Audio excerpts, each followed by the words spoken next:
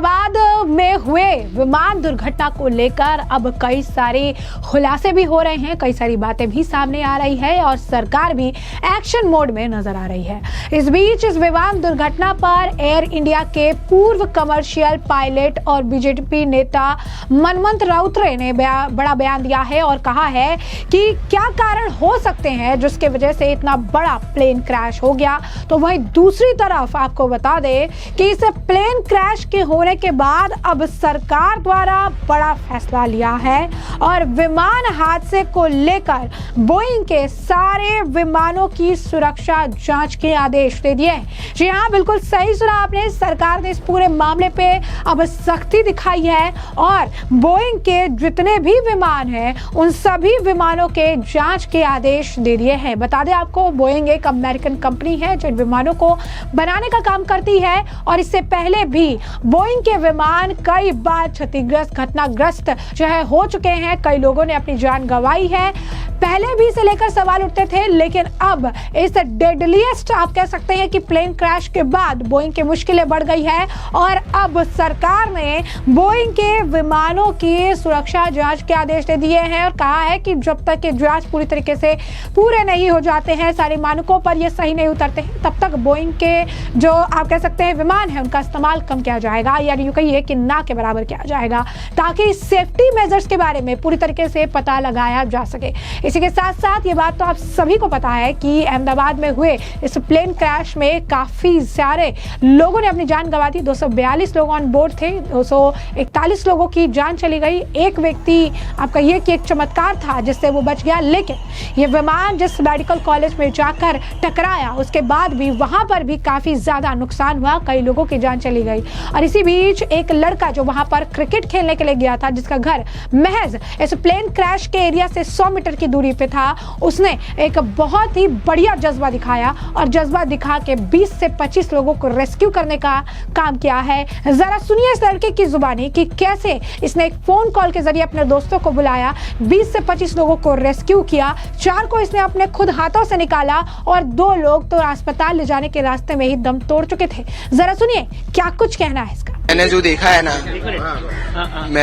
ना, मैं सबसे पहले गार्डन के पास एंटर हुआ ना, वहाँ से धुआं, इतना सारा धुआं जैसे कि अचानक से कुछ बारिश जैसा बहुत खतरनाक भवंडर जैसा आने वाला, ऐसा धुआं लगा मेरे को और फायर होने लगी। अच्छा, कितने लोगों को रेस्क्यू किया और क्या देखा अंदर गए? मेरे ग्रुप ने, मैंने फोन किया तुरंत ही, तो मेरे ग्रुप के थे करीब 15 से 20 जन आ चुके थे, साथ में क्रिकेट खेल रहे थे। उन लोग को ब्लास्ट का आवाज आया, मैं गार्डन के पास था, वो लोग इससे भी पीछे के मैदान में, तो उन लोग को आवाज आया पर उन लोग को नहीं मालूम कि क्या हुआ। फिर मैंने बोला कि प्लेन ब्लास्ट हुआ, इधर आ जाओ जल्दी, बाकी सबकी जान जा रही है, जल्दी बचाने आ जाओ। सब लोग भागते भागते आए, एक जन भागा, ऐसा मेरा दोस्त, उसका नाम राहुल पटनी है, उसके चप्पल टूट गए, उसको पैरों में कांच लगे अंदर कैंटीन में। आपने डेड बॉडीज कितनी निकाली? डेड बॉडीज एक भी नहीं निकाली हमने, जितनी निकाली वो जिंदा थी, उसमें से 2 डेड ले जाते 2 जन की डेथ हो गई। कितने लोगों को किया? हमने करीब, मैं जब तक था तब तक 4 लोग को रेस्क्यू किया। सिलेंडर वगैरह कुछ आपने निकाला? हाँ, और बाकी सबने निकाले, करीब 20 से 25 जन तो निकाले अंदर से स्टूडेंट। सिलेंडर कितने निकाले? सिलेंडर 8 सिलेंडर निकाले। अच्छा, और आपका घर कितना दूर है आपसे? हमारा घर यहाँ से 100 मीटर की दूरी पे ही है। जैसे कि आपने इनका बयान सुना, उन्होंने साफ तौर पर बताया कि कैसे वो गार्डन की तरफ गए, उन्होंने देखा कि बहुत ज्यादा धुआं हर जगह दिख रहा है। उसके बाद उसने अपने दोस्तों को फोन किया, जो लोग क्रिकेट खेल रहे थे साथ में, सारे दोस्त वहां पर आए और उन्होंने कई सारे लोगों को बचाने का काम किया। 20-25 लोगों को उन्होंने बचाया, कई सारे सिलेंडर्स जो है उन्होंने निकाले और उन्होंने बताया कि कैसे हमारा घर सिर्फ जो है 100 मीटर की दूरी पे था। उनका एक दोस्त तो इतना ज्यादा इस चीज को लेकर परेशान हो गया था कि वो खाली पाँव भी दौड़ गया और उसके पाँव में कांच तक लग गया था। तो ये लड़का जो है यहाँ पर इसने बहुत बहादुरी दिखाई है, इसकी चर्चा खूब हो रही है, सोशल मीडिया पर लोग इसकी तारीफ भी कर रहे हैं और ये कह रहे हैं कि इस लड़के को सल्यूट, क्योंकि इसने अकेले के दम पर करीब 20-25 लोगों की जान बचाई। क्योंकि जो सेफ्टी मेजर्स है, आप कहिए कि जो राहत बचाव का काम है, वो 15-20 मिनट बाद आया है। जो लोकल स्टूडेंट्स है उन्होंने बताया कि कैसे किसी ने बालकनी से कूद के अपनी जान बचाई, तो किसी को जब इस घटने का अंदाजा लगा तो उन्होंने कैसे इस पर रिएक्ट किया। सुनिए स्टूडेंट्स के भी बयान है, जो अब डॉक्टर स्टूडेंट्स हैं, जो अब अपने घर वापस जा रहे हैं। सुनिए। डॉक्टर तरुण। कहाँ थे आप जब? अंदर था मैं बिल्डिंग में, अतुल टेम्पो में। कितने बजे की बात है? 145 अराउंड। क्या हुआ उस समय, थोड़ा अगर आप नरेट कर सकते हैं? I was inside my room, I was having my lunch, तभी जी तभी ब्लास्ट हुआ और I just jump from the balcony हाँ so I could have saved my अभी कैसे महसूस कर रहे हो और घर जा रहे हो उसके बारे में बता दीजिए। आग बहुत ज्यादा हो गई। सर कट करना पड़ता है ना? हाँ हाँ, बताइए क्या हुआ आपको चोट लगी? आग बहुत आ गई थी, फ्लैट से निकलना पॉसिबल नहीं था, तो I jump through my balcony, that's why I got injured. और अभी आप लोग सब घर जा रहे हैं? घर नहीं जा रहे हैं हम, बस जहाँ पे हमें रेजिडेंस मिल जाएगा अभी हम वहाँ पे जा रहे हैं।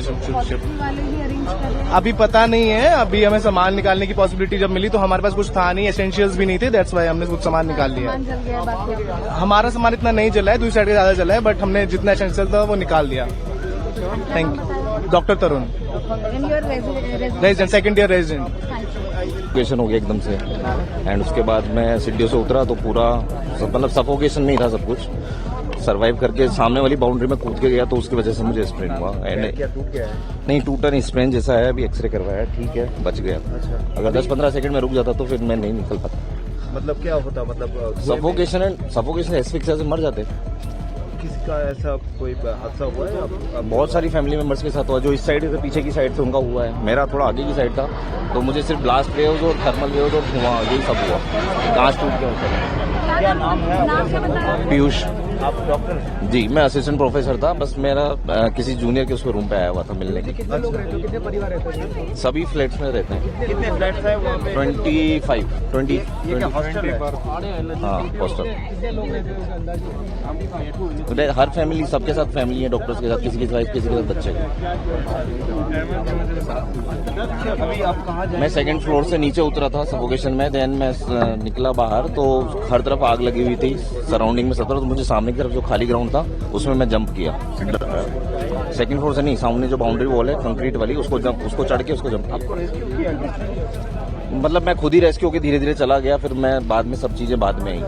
आई वॉज द फर्स्ट। बचा है घर में? मैं देखना, बाकी सब जल ही गया है मोस्टली, बाकी देखना नहीं, वो सब सेफ है, मतलब वो यहाँ नहीं थे, बाई गॉड्स ग्रेस। हाँ, तो ऐसे में आपने उनका बयान तो सुना ही, साथ ही साथ अब बात कर लेते हैं पूर्व कमर्शियल पायलट और बीजेटी के नेता मनमंथ राउतरे का। तो उन्होंने कहा कि आज तक किसी ने एयर इंडिया के प्रशिक्षण मानकों पर सवाल नहीं उठाए। घटनास्थल से पता चलता है कि कल विभिन्न स्रोतों ने बहुत सारे डेटा सामने आए हैं, जो आधे सच भी हो सकते हैं। धीरे धीरे सामने आ रहे हैं तथ्यों से पता चलता है कि विमान मेंटेनेंस चल रहा था, काफी काम पूरा हो चुका था, कई पुर्जों की ओवर हॉलिंग जो है हो चुकी थी। शायद मेंटेनेंस के दौरान कोई गलती हुई, क्योंकि इस विमान के लिए बोइंग का रिकॉर्ड आज तक बेदाग रहा। ऐसा लगता है कि थ्रस्ट में कोई समस्या है। घटना के बाद इस दृश्य बताते हैं कि लैंडिंग गियर उस तरह से ऊपर नहीं गया जैसा कि उसे होना चाहिए था। लैंडिंग गियर फेल हो गया, जिसका मतलब है कि कोई बड़ी तकनीकी खराबी है। अगर दोनों फेल हो गए तो बोइंग के डिजाइन में गलती होने की भी संभावना है। क्या कुछ और कहना उनका, सुनिए।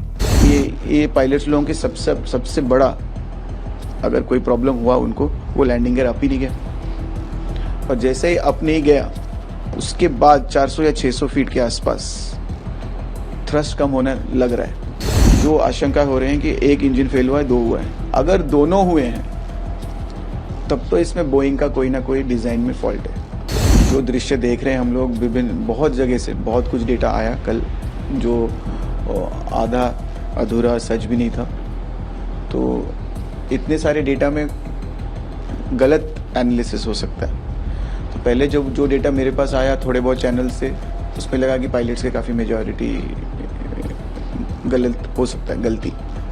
फिर जब नया वीडियो आया उसमें दिखा कि नहीं, पायलट्स के शायद मेजर गलती पायलट्स की नहीं है, शायद फिर भी है, क्योंकि मेरा प्रैक्टिकल एक्सपीरियंस है। टेक्निकल हो, प्रोफेशनल हो, प्रैक्टिकल हो, सब सारे एक्सपीरियंस हैं मेरे। 5 साल तक मैं कमांडर था उसी जहाज पे। तो पायलट से कुछ गलतियां हो सकती हैं जो मैं आपको अभी समझाऊं तो समझ नहीं पाएंगे आप, क्योंकि वो टेक्निकल एस्पेक्ट्स हैं। पर इसमें जो धीरे धीरे तथ्य आ रहे हैं कि एयरक्राफ्ट मेंटेनेंस में था, मेंटेनेंस में काफ़ी बड़ा काम हुआ है, काफ़ी चीज़ें ओवरऑलिंग हुआ है, उसमें शायद मेंटेनेंस में कुछ गलती हो गया हो, क्योंकि बोइंग का जो रिकॉर्ड है आज तक परफेक्ट है इस जहाज़ का। इनिशियली जब आया था 14 साल पहले, ये जहाज़ नया लॉन्च हुआ था, तो उसका बैटरी में थोड़ा इशू था, क्योंकि ये जहाज़ बहुत एफिशिएंट है।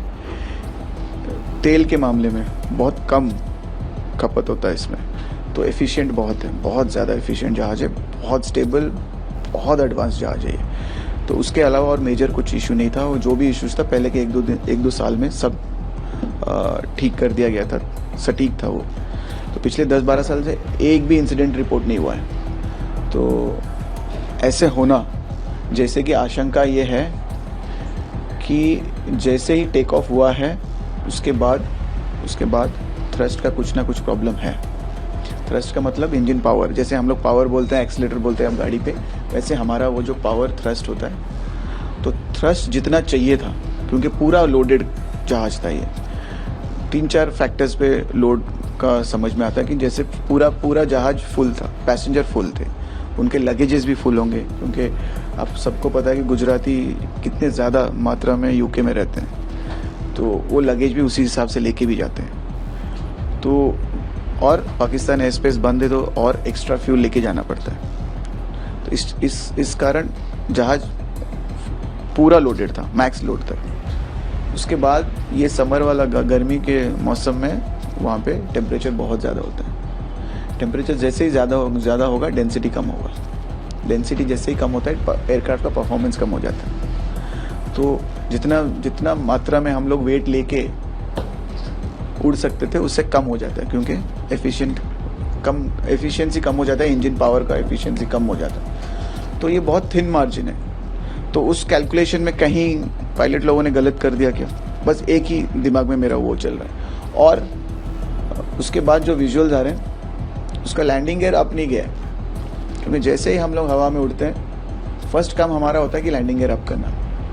आप लोगों को समझ नहीं आएगा, बट फॉर्मूला बहुत कुछ चीज़ें होती हैं सिखाने में, पढ़ने में, क्योंकि वो एक बार वो जो लैंडिंग गियर बहुत हेवी होते हैं वो, और वो स्ट्रीमलाइन डिज़ाइन के नहीं होते, तो वो ऑकवर्ड शेप के हैं, क्योंकि वो पहिए हैं, वो एयरलाइन जो स्ट्रीमलाइन मतलब पूरा एकदम स्ट्रीम हवा में घुसने के लिए जो एकदम स्लीक डिज़ाइन होना चाहिए, वो लैंडिंग गियर उसमें बैठता नहीं है, इसीलिए लैंडिंग गियर को ऊपर ले लेते हैं हम लोग।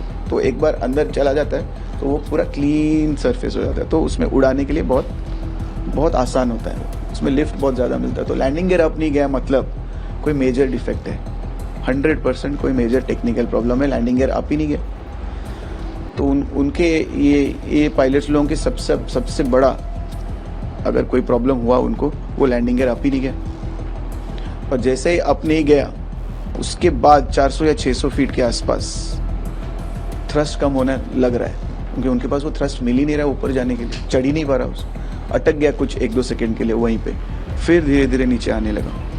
तो इसमें इंजन फेल 1 हुआ है या 2 हुआ है, क्योंकि अगर 1 भी होगा तो जहाज थोड़ा हिलना चाहिए था, थोड़ा सा, क्योंकि मॉडर्न एयरक्राफ्ट है, एडवांस्ड है, कंप्यूटर है, ऑटो पायलट्स भी हैं जो हेल्प करते हैं आप लोगों को, बट पायलट का इनपुट चाहिए ही चाहिए, बट उसमें आपको हेल्प मिलता है सिस्टम से। तो जहाज बिल्कुल हिला ही नहीं है, तो मुझे डाउट है, और उसका रडर का भी मूवमेंट नहीं है, तो इंजन फेल होना थोड़ा मुश्किल लग रहा है मुझे।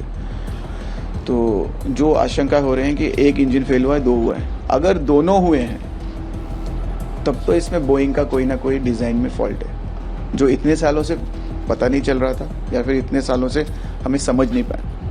अब जब होने को आया है, अब हुआ है, तो बोइंग का जो अभी वो पीछे हिस्ट्री में जाएंगे कि जब अभी एक बहुत बड़ा ओवरऑलिंग होता है, जैसे आप लोग गाड़ियों का सर्विसिंग करते हैं 6 महीने में 10,000 किलोमीटर ऐसा कुछ होता है, ऐसे जहाज़ों का भी वही सीन है, 3 महीने में ये होना चाहिए, 4 महीने में ये होना चाहिए, इतने 100 घंटों में ये चेंज होना चाहिए। तो एक मेजर सर्विसिंग के लिए ये जहाज गया भी था। तो सर्विसिंग के टाइम पे लाखों पार्ट्स होते हैं, मिलियंस पार्ट्स, तो मिलियन पार्ट में कहीं टेक्नीशियन ने कुछ छूट गया क्या, कोई प्रॉब्लम हो गया क्या, कंप्यूटर सॉफ्टवेयर में कुछ प्रॉब्लम हो गया क्या, क्योंकि जो FADEC बोलते हैं उसको, वेरी डिजिटल थ्रस्ट उसको बोला जाता है, कंप्यूटर है वो थ्रस्ट वगैरह को मैनेज करता है, पावर को, उसमें कोई डिफेक्ट आ गया क्या, या फिर दोनों थ्रस्ट पीछे आ गए क्या, या कुछ तो गड़बड़ हुआ है जिस उनको थ्रस्ट मिला नहीं। क्योंकि ये जहाज जैसे डिज़ाइन हुआ है, वो चाहे लैंडिंग गियर भी डाउन हो, 1 इंजन भी निकल जाए, वो 1 इंजन में सब कुछ निपटा सकता। मैं ये नहीं बोला कि लंदन पहुंच जाता, बट हम लोग घंटे उड़ सकते हैं उसमें, कोई दिक्कत नहीं है उसमें। तो सब कुछ होने के बाद ये हादसा हुआ है, और ऊपर से जो जहाज नीचे गया है उसका अगर विंग्स देखें पूरा स्टेबल है, एक बार भी नहीं हिला है। और जैसे जैसे नीचे जा रहा है उसका नोज भी देखेंगे, ऐसे ऊपर ड्रास्टिक मूवमेंट भी नहीं है, जैसे जैसे नीचे आ रहा है थोड़ा थोड़ा करके नोज ऊपर आ रहा है, मतलब पायलट फ्लाइंग कर रहे थे लास्ट मोमेंट तक। और जिस रेट से वो नीचे गया है इसका मतलब है कि पूरा भी इंजन फेल नहीं हुए थे दोनों, थोड़ा बहुत थ्रस्ट था। अगर पूरा थ्रस्ट निकल जाता तो और जल्दी आता जहाज, ये टाइम लिया है उसने आने में, थोड़ा ग्लाइड किया है। तो बहुत कुछ इंक्वायरी होने को है। अभी इंडियन एक्सप्रेस में सुबह ही पढ़ रहा था कि DFDR digital flight data recorder जो टेल सेक्शन में होता है वो मिल चुका है। ये तथ्य भी सही है कि नहीं पता नहीं, क्योंकि हर जगह से विभिन्न सोर्सेज से विभिन्न बातें आ रही हैं। और सामने वाला जो CVR डेटा रिकॉर्डर होता है वो नहीं मिला है, क्योंकि वो इम्पैक्ट जोन पे था। ढूंढने से मिल जाएगा, उसमें कुछ है नहीं ऐसे कि नहीं मिलेगा। और दोनों जैसे मिल जाते हैं आपको, अगर हम लोग एक्सीडेंट के बारे में सोच रहे थे कल, बट इंक्वायरी ऑलरेडी शुरू हो गया होगा। वैसे में आपने तमाम बयान सुने हैं और इस मामले पर अब आपकी भी जो राय हो हमें कमेंट सेक्शन में कमेंट करके जरूर से जरूर साझा करिएगा। धन्यवाद।